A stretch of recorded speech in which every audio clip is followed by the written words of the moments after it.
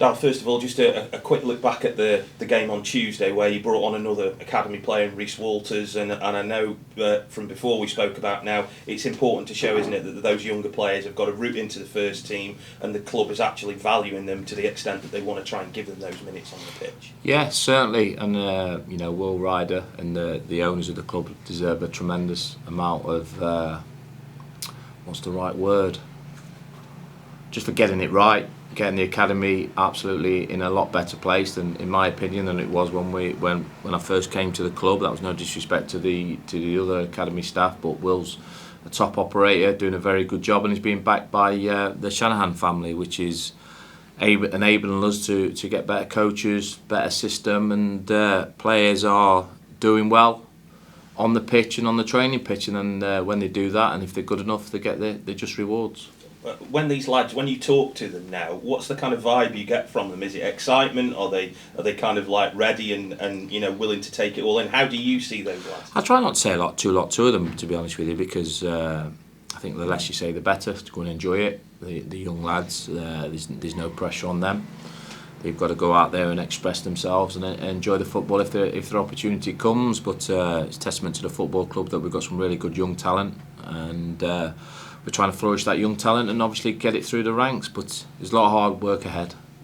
I always say this: you haven't made it as a footballer until you played 100 games, and then you can assess yourself as a professional footballer. And until you've done that, you're in development, and you need to hit the highs of getting that many games under your belt, and then through that you'd have gone through good runs, bad runs, different sort of maybe a few injuries and different ways, and seeing how your mentality's been over that 100 games and your ability.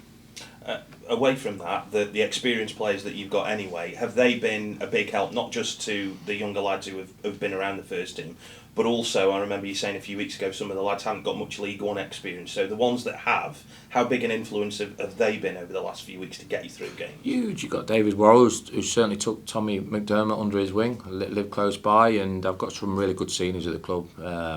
Captain and my vice captain, Tom Conlon, Tom Pett. We have a really good, I don't want to keep harping the same drum, but the culture and environment enables the young lads to flourish because we have good senior players at the football club, and that's so important that in that change rooms we have the right lads to help these younger players, not just the younger players that are in the academy system, but also the younger players that are in the team. Has it helped in that regard? Like, I'm thinking players like Dan Jones, who've got relatively little League One experience, to speak to some of the lads who've played in front of the bigger crowds and the bigger atmospheres. Yeah, I don't look at Dan Jones, to be honest, to be as Dan's a senior player. He's not played as many League One games, but he's a senior player. He's playing really well. Senior players: Tom Collins, Tom Pett, David Worrell, Gavin Macy, Mel Benning, Connor Hall. So we have got good senior players. They might not have hit the amount of games in League One, but they are senior players and they are confident enough to handle the level, which passes on to the younger boys. When you've got a squad like that, and I know you've talked before about there isn't an 11, there's a squad. Does it help that they've all got that right attitude as well? Because you are inevitably going to have to leave some out. They're not here if not, Phil. I make a clear statement on the way we work as a football club, and they buy into that, or they're out the building. It's as simple as that for me. But I'm fortunate that none of them like that. We built a squad there that they know it's a squad game. They can come in the team any moment. There's plenty of bounce games and cup games as well where they can come in and perform, and development players can increase their levels to make sure they can be permanent members in League One as well. So we don't have players dictating changing rooms, that's for sure. We have good, honest boys that want to do well for the football club. You're going to need them all as well, can't you? Because you've got a pretty hectic schedule coming up now, getting through in the Trophy too, FA Cup possibly as well. You might replay, who knows? But you're going to need everybody, aren't you, at this stage of the season? Every member of the team, every member of my staff, everybody at the club has a part to play at this football club.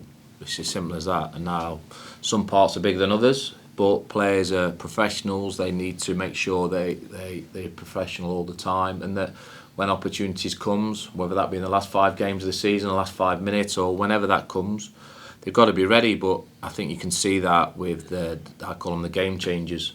The amount of times now we've come back to win points from losing positions. I think we finished second, like I said, League Two last year, And I think we're second in League One for coming back from. So we know the character, and the lads are ready when they're coming off the bench to make an impact and make a difference. What have you made of your away form so far? You've had some good results. I know a couple that you've said that you weren't particularly happy with, but overall, from those I think 6 games that you've had now, what have you gauged from it? Yeah, I just think that every game's a real tough one. It don't really change really. League 2, League 1, Champ, Prem. Games are tough. The pro footballers, different strengths, different weaknesses, and that's what it is. To be honest with you, the away form, we've had tremendous support base coming away from home. Some of the performances have been good, some of them not so good. But we keep chipping away and keep improving, keep learning, and try and pick as many points up on the road as we possibly can. When you've talked about the character of if you do go behind, you've been able to get something from that. Is that a big deal away from home? Because obviously you're in a hostile environment sometimes. I think it is a big deal, because there's a lot of teams that go goal down and the mentality of the team's not right, and they don't never come back.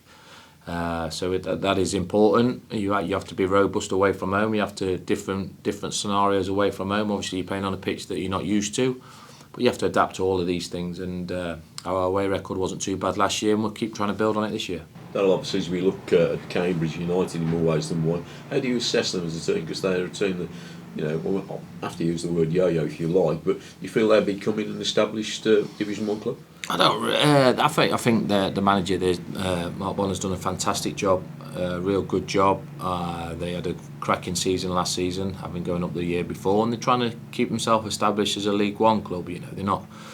I'm sure Cambridge will admit this. They're not one of the bigger clubs in the division. There's some big clubs in the division, but they're a very, very good team that's been together a while now, and with a very talented manager. They've few indifferent results just lately, but they certainly look more than established last season, and anybody will tell you when you come up against Cambridge you're going to be in for a difficult game, that's for sure. And watching their games, as me and my coaching staff have done, we know we're going to be in for a tough test. You go there certainly with the impetus with you, because the last 3 games have proved that. All right, maybe in different performances from your point of view, but you've got the bit between your teeth going into this game, haven't you? We'll just go for the next game, George. You know me, you know how I work, so we'll try and go down there. We'll be prepped right. Been a good few days on the training pitch. We travel down today and make sure that we put on a good performance. You touched briefly on what you want from this club. Do you feel you're getting the culture right, Darrell, in more ways? Because that's what you emphasised when you first came in. You think that's growing here now? Well, listen, I mentioned a lot about culture and environment. I think you have to ask other people there. They know the people that come into the club, whether that be new employees or new players. You're best speaking to those, because it's no good me pat myself on the shoulder and my staff on the shoulder every week and everybody else at the club, and speak to people that are in the culture. All I say is that the culture has to be a winning culture. And that is a must. It's not about having a good time and having a laugh and a joke. It's a seriousness to win and to improve and to get better. And the challenges are always there for the players to make sure that they're doing that. Thank you, Darrell. Darrell, when we spoke to Tom Conlon after the game, he was very honest about his own performance. He said he's not quite at the form he'd like to be at. Just give us your thoughts on Tom's influence really and sort of where he's at. Players like Tom Conlon, like a lot of my players that I have, they will always get my support because they're excellent players, they're good people, and they want to win, and they commit their whole life to the job.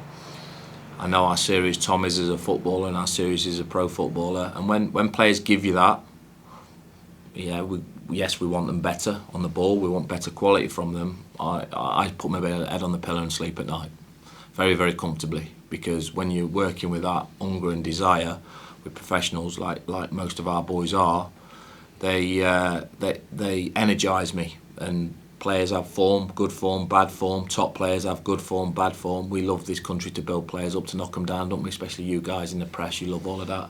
And people have a habit of wanting to do that. But Tom, as well as a lot of my players, always get my full support when they give everything for the shirt.